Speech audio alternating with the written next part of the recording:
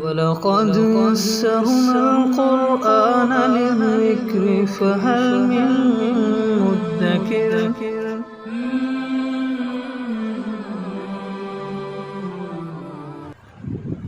سورۃ الاخلاص اعوذ باللہ من الشیطان الرجیم بسم اللہ الرحمن الرحیم قل هو اللہ احد۔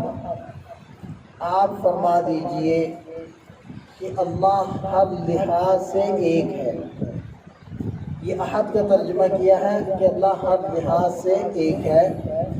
عام طور پر احد کا ترجمہ کیا جاتا ہے وہ ایک ہے، تو یہ احد کا مکمل ترجمہ نہیں، کیونکہ احد کا یہ مطلب بھی ہے کہ وہ تنہا ہے، اور احد کا یہ مطلب بھی ہے کہ اس کے اجزاء اور اس کے حصے نہیں ہیں۔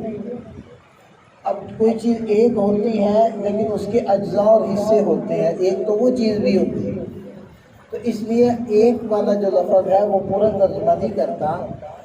اللہ تعالیٰ کی وہ ذات ہے جو ایک بھی ہے، تنہا بھی ہے، اس کے حصے بھی نہیں ہے، اس کے اجزاء بھی نہیں ہے، اور اس کی صفات کسی اور میں بھی نہیں پائی جاتی۔ تو یہ ہے کہ قل هو اللہ احد، آپ فرما دیجئے کہ اللہ ہر لحاظ سے ایک ہے۔ اللہ الصمد، اور اللہ وہ ذات ہے کہ سب اس کے محتاج ہیں اور وہ کسی کا محتاج نہیں۔ اب عام طور پر الصمد کا ترجمہ کیا جاتا ہے کہ اللہ بے نیاز ہے۔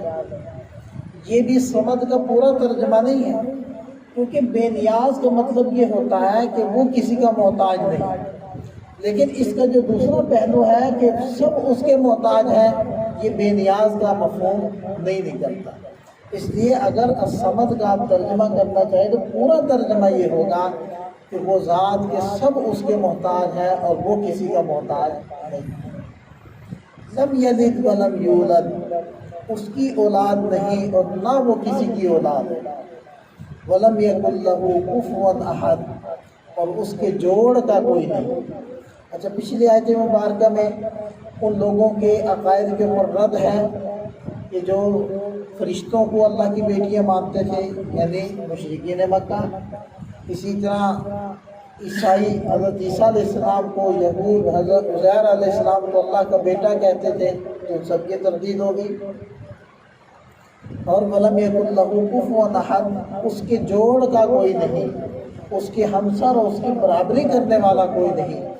تو اس سے ان لوگوں کے عقیدے کے اوپر رد ہو گئی کہ جو یہ کہتے ہیں کہ اندھیرے کو اللہ کے علاوہ کسی اور نے پیدا کیا، اجالے کو کسی اور نے پیدا کیا، تو وہ اللہ کی ذات کے ساتھ دوسروں کو اللہ کا برابر خالق مانتے ہیں، مجوسی۔ تو ان سب کی تردید اس آیت مبارکہ میں ہو گئی۔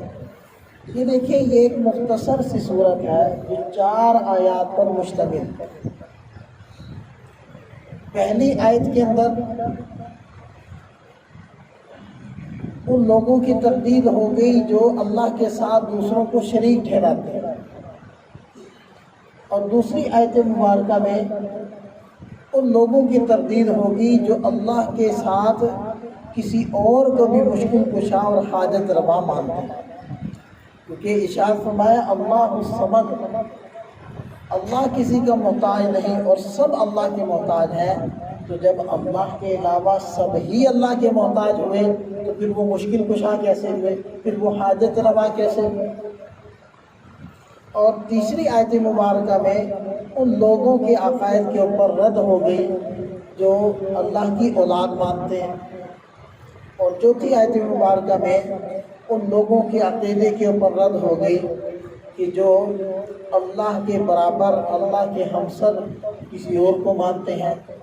تو گویا کہ یہ ایک چھوٹی سی صورت شرک کی ہر طرح کی جو قسمیں ہیں اس کی تردید کرتی ہے، اور ہر اعتبار سے اللہ تعالیٰ کے لیے توحید کو ثابت کرتی ہے۔ اس لیے سورت کو کہتے ہیں سورہ اخلاص۔ اور اس سورت کے بہت سارے فضائل بھی ہیں۔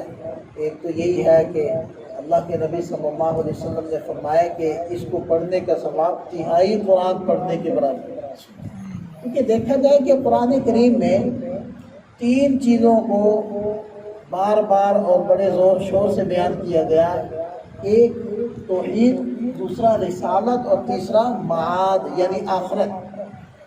دیکھیں کہ یہ جو اخیر والے پارے ہیں جس میں تقریباً ساری ہی مکی صورتیں ہیں، ان تمام میں یہ تین مضمون ہی بیان ہوئے۔ تو ان تین مضامین میں سے ایک مضمون کا احاطہ کر رہی ہے یہ مختصر سی صورت، توحید کا احاطہ کر رہی ہے۔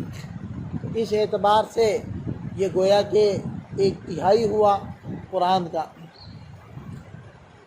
اور دوسری بات یہ ہے کہ نبی پاک صلی اللہ علیہ وسلم نے ارشاد فرمایا کہ جو شام کو، رات کو آخری تین صورتیں سورہ اخلاص اور معوذتین ان کی تلاوت کر لے گا وہ ہر قسم کی بلا سے محفوظ رہے گا۔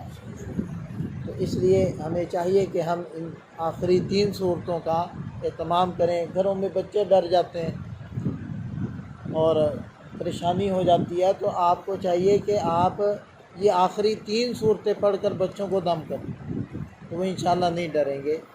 اللہ تعالیٰ ہمیں سمجھ عطا فرمائے، عمل کی توفیق عطا فرمائے۔